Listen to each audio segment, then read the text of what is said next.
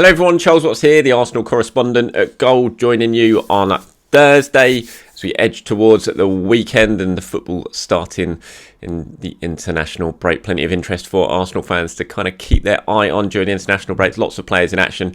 Japan have just got through, actually. I think they're qualified now for the World Cup. Just beat Australia, which I think means they're qualified. Great news for Tomiyasu. Obviously, he's not involved because of his injury, but that'll be a certain welcome boost for him. Hopefully we'll see him back after the international break as well. But yeah, big boost for Tomiyasu. He'll be going to the World Cup, and now we just wait to see what else happens during the international break. Hopefully, as always, everyone stays fit and healthy and can get back to Arsenal A-OK, because we got 10 big games coming up between now and the end of the season. So let's hope everyone can stay fit and healthy, although Bukayo Saka, a little bit of a worry about him, which I'll get to later on in this video. But I wanted to start today by talking about William Saliba, who will be one of the Arsenal players in action during the international break. It's actually his birthday today, so happy birthday, William, if you're watching. And he has been speaking, actually, after his call up for France. He's been speaking over there to the French media, and he's been speaking about his Arsenal future. And if you haven't seen the comments, here's what he's had to say. He said, I don't hide the fact, he's talking about obviously that he's on loan at Marseille. So he says, I don't hide the fact that I feel good here, but I don't know about my future. The most important thing is to qualify for the Champions League and to go as far as possible in the Conference League. I think there'll be discussions afterwards at the end of May, beginning of June with Arsenal and Marseille. We will decide at that time. But it is sure that continuing here would not be a bad idea. On the contrary, I know the city, my teammates, my coach, but it's not just up to me. We'll see how it goes. It also depends on Arsenal, who have to agree. Now, obviously, those comments have been picked up and spoken about by people like myself and lots of Arsenal fans looking at this, thinking, what's Saliba saying here? Is he saying that he wants to leave and wants to join Marseille permanently? I don't think he's necessarily saying that.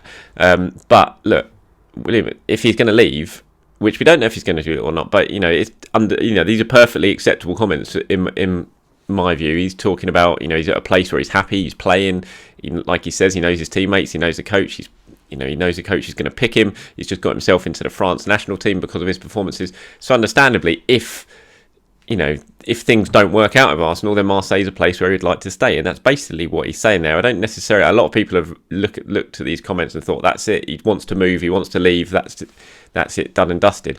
I don't think it's that at all. Yeah, I just think he's been asked a question. He's answered it, and he's answered it truthfully. And I don't think there's anything wrong with what he's got to say. Yes, there's going to be talks between Arsenal and Marseille at the end of the season. There's going to be talks, as I reported the other day, between Saliba's camp and Arsenal before that. They're due to start in the next couple of weeks, really, to kind of for Saliba's camp to learn what the lay of the land is ahead of the summer, in terms of what Arsenal's long-term plan is for Saliba. Now, we know he's only got 2 years left on his contract in the summer, so something's going to have to happen. It's either going to be Arsenal going to bring him back in, give him a new contract, integrate him into the first team squad, and move forward, or because I don't see how another loan works for Saliba at this point. Because if you loan him out again now, then what are you going to do? You're going to give him. He's only going to have a year left at the end of that loan, and suddenly he's not going to be worth anywhere near as much. Look, Saliba is a hugely talented player. We know that. He's just turned 21. He's already in the French national team, albeit he's a late sort of addition to the squad because he's in it because Christian Pavard withdrew. But even at his age, to be in and around that French national squad, given the talent they have, is incredibly impressive and shows how well he's been performing for Marseille. And so we're just going to have to wait and see when it comes to Arsenal. I know lots of you are determined, you really want to see Saliba. I want to see Saliba at Arsenal, £27 million, and we've yet to see him play a single competitive game for Arsenal. That's mad. But he's got a lot of power now. He's got 2 years left on his deal. He knows full well that Arsenal have got a very established young centre-back pairing. He knows he's playing week in, week out at Marseille. Is that going to happen at Arsenal? You have to say no, it's probably not. So he's going to be in a strong position when it comes to these talks, when they happen in the summer. Whether Marseille could even afford Saliba is another thing.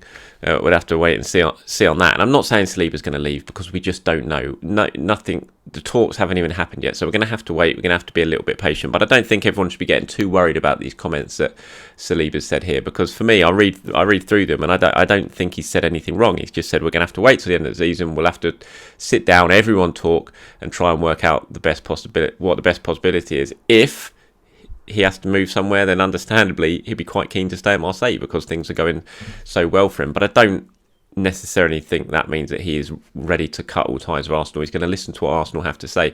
Personally, I think, even if he's not guaranteed to be a starter at Arsenal because of Ben White and Gabriel, that doesn't mean that he should be thinking about leaving. He's 21. Arsenal are going places. We know that. Hopefully they're going to be in the Champions League next year. Even if they're not, they're still going places. And they've got this bit up-and-coming young squad. Now, all the top clubs in the country, not just the country, sorry, in Europe, have more than two centre-backs. You look at, I've spoken about it before, Manchester City, Liverpool, they've all got more than two. You can't just have two centre-backs. So, there's definitely a place there for William Saliba. Arsenal are going to have more games next season. I think it's safe to say they're going to be in Europe. What competition, we don't know, but they're going to be in Europe again next season. That's going to be a hell of a lot more games. So there's going to be plenty of opportunities for Saliba to play. It doesn't just... I think at 21, you can't be demanding to be playing week in, week out at a top club. You've got to accept that you might need to bide your time a little bit. And if Saliba, what's to say that Saliba comes over to Arsenal, Ben White gets injured on the opening game of the season, Gabriel gets injured in the opening game of the season, and suddenly Saliba's in the side and then it's his position to lose. We've seen with Mikel Arteta that if a player who isn't in the side suddenly comes in and starts performing well, then they can stay on the side. Look at Martinelli this season. Look exactly what he's done. Everyone was complaining that Martinelli wasn't getting a look in just a few months ago. Suddenly he gets his chance, he seizes it, and now he's a regular in a team and he's keeping Emil Smith-Rowe out the side. I think Saliba's mindset needs to be like that as well. So I don't think necessarily just if these talks, when they happen, he's basically told, look, you're not going to be staying, you're not going to be a guaranteed first choice starter next season. I don't think that should be an immediate red flag in him saying, right, that's it, I'm off to Marseille. So we'll have to wait and see. But let me know what you guys think. I know Saliba is a massive topic of discussion. I know he generates a lot of different sort of emotions. Some people aren't too invested in him because they've never seen him. Others are massively invested in him and demand that he comes back. So let me know what you think, and let me know what you thought of his comments as well. I mean, just sort of sticking on Saliba a little bit. I'm really intrigued to see if he gets his chance for France, but I think the loan spell has just been such a massive success for him this season, and a lot of people again sort of complain and say that Arsenal have made a mistake in how they've treated him. Arteta's made a mistake in how he's treated him, but I just look at how his career has progressed since he made the move to Marseille, and he's playing week in, week out, and I don't see how you can look at that and think it's not been a good decision to send him out, because I don't think, well, he wouldn't have been playing. We know he wouldn't have been playing that regularly at Arsenal because Arteta clearly didn't think he was ready. So if that is the decision that you come to with a young player, then you sending him out on loan is the perfect move for him, and it's been hugely beneficial for Saliba. He's in the France team now, France squad now, and and you can't look at what Arsenal have done in his absence and think it's been a mistake, because you've got two young centre-backs, and Gabriel and Ben White have formed a very good relationship, and since they've come into the team, their defensive record has been up there with the very, very best in England. So I think for all parties it's worked out very, very well, but let's face it, we are approaching D-Day almost when it comes to Saliba, so a decision is going to have to be taken one way or the other, and what these talks that are going to happen in the next couple of weeks between Saliba's agent and Arsenal, what sort of the outcome of those is going to be really, really crucial in terms of what happens later on when the transfer window opens in the summer, because 27 million Arsenal paid for him, even if the decision is ultimately that he's going to have to go because he's not going to sign a new contract or whatever, and this is all hypothetical obviously, given his form for Marseille this season, you think Arsenal are going to have to at least get their money back on him, and if they're going to sell him, and can Marseille afford that? I'm not sure. Maybe if they get Champions League they can. So lots still to emerge when it comes to William Saliba and Arsenal, but for now, happy birthday William, and I really hope he has a very successful time with the French national team and then goes back to Marseille and finishes the season as strongly as he started it. So Bukayo Saka, like I said, I touched on it there, he is not well at all. He's missed training again today with England, still not well enough to come out of his hotel room again. Apparently he's tested negative for COVID, so it's not, at this stage, it's still believed to be not COVID related, this illness. I'm sure they'll continue to test him, but given England are now just a couple of days away from their game, you think he's going to be a major doubt. There have been suggestions that he might even now come back to Arsenal to recover now. So I mean, in a way, obviously it's a disappointment for Saka, but it's kind of good for Arsenal. It's going to give him a rest ahead of the final 10 games of the season if he does have to come back early, because, you know, Saka has been absolutely run into the ground and kicked and hammered everywhere he's been recently. So to have a nice little break with 10 games to go will be very good for him, beneficial for him. So I'm sure Arsenal won't be too disappointed, but I think we all know that Saka will be disappointed if he misses out on England. So I'm sure we'll find out more over the next 24 hours or so when it comes to Saka and his illness. But for now, he is not training with England and he's still in his hotel room at St George's Park. Just staying on Bukayo Saka. Now, I undernard about even discussing this in this video because I didn't really want to give it any airtime. But I'm so annoyed listening to it that I felt like I had to bring it up. Now, I don't know if any of you guys have seen this yet. I tweeted out a video of it this morning. So if you haven't and you are interested in it, go to my social media and you'll find it and you can watch the video. But honestly, ESPN, one of their shows over in America, Steve Nicol and I'm not even sure how to pronounce this. It's like Alejandro Moreno, he's a Uruguayan footballer, were speaking about Bukayo Saka, and the clip is doing rounds on social media, and it is the biggest. Honestly, I've heard some bad takes in my life, but this is 2 minutes of pure. I want to almost call it comedy because it's so bad and so offensive almost in the way it is put.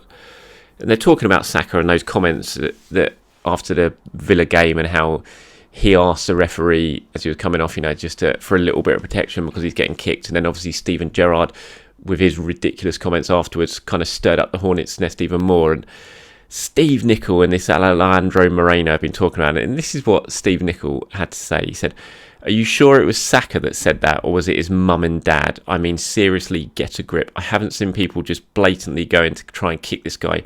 He's putting himself in situations where he's getting caught, and he is a guy who doesn't take an awful lot to come off the field. He's had quite a few knocks where he hasn't played the next game for 2 or 3 weeks." I mean, have you heard much more rubbish than that? It's just factually completely incorrect, which is the one thing, because I think Saka's missed about 2 games through injury since he's broken into the first team. He gets kicked non-stop. He never complains. He never misses games. He always gets up. Nothing gets him off the field almost. It didn't against Villa. He got up from that Mings chat. It's just the biggest load of rubbish. And he carried on, Nicol. I'm not going to say any more about what he had to say, but he carried on with just this complete rubbish that shows that he doesn't actually research what he talks about because it's completely factually wrong. And B, is just pathetic. And I know I shouldn't even get caught up in it because it's clearly they're saying this to try and generate a response from people, and it's clearly worked this time because it's really riled me up. But then Moreno honestly went even worse. Moreno said, "I'm going to take the side of a defender now who reads these comments from Saka and says, 'Oh, you're a skillful player, you're about pace, don't you worry about it. Here I come. I'm going to make sure that when I have my chance, you're not going to be able to use your pace or skill, and I am going to break you.'" I mean, how offensive is that? Again, it's basically saying he's basically telling people that go out there and break Bukayo Saka. I mean, how old-fashioned are these views for a start? I just can't. Honestly, I couldn't believe what I was hearing. All of it was so bad and so. It's like, how can you fit so much rubbish into 2 minutes of chat? It was just beyond disgraceful what they had to say. It's just one of the worst takes, one of the worst bits of analysis I've ever seen from when it comes to football. Basically, it's so outdated, so wrong, and factually incorrect at the same time. I mean, it couldn't be worse. And I shouldn't be talking about it because I think that the whole thing is designed to generate a response. And I don't even know if they believe what they're saying. They're probably just saying it for a response. But still, honestly, I can't believe it's been aired. I can't believe it's out there. And it's just so pathetic. And these are the sort of views that we need to move on from when it comes to football because they're just so outdated and players are going to get hurt. And you can't just carry on doing it. And I think Arsenal, I said this in my last video, I think Arsenal fans are more emotionally invested in this than a lot because they've seen what can happen with these ridiculous challenges that are so over the top and so unnecessary. You know, I think today is the day, like the 16th anniversary of the day that Dan Smith tackle on Abu Diaby, which basically ruined Diaby's career before it even started, which was basically assault on a football pitch, just one of the most disgraceful tackles you'll ever see for no point in the last minute of a game. And we've seen that with Eduardo, obviously Aaron Ramsey, Jack Wilshere. I mean, there's just so many countless examples of it. And then to hear people basically talking about one of the best young players in the world right now and talking about him like this, it was so disgraceful. And it's just wound me up. It really has wound me up. Anyway, the sun's out. It's Thursday. I shouldn't be too annoyed about it. So I'm going to end it here. So thank you for watching. And if you are interested in seeing that video, if you want to get as annoyed as I am, then it is on my social media. But to be honest, probably best avoid it because these two don't really need it to get the airtime that they will get from it. Because that's probably, like I said, the whole point of it all. Thank you for watching today's video. Appreciate your time. Anything you agree with, disagree with, let me know in the comments below. Please do go out, enjoy the sunshine, get ready for the weekend, and have a great day. And I'll speak to you soon.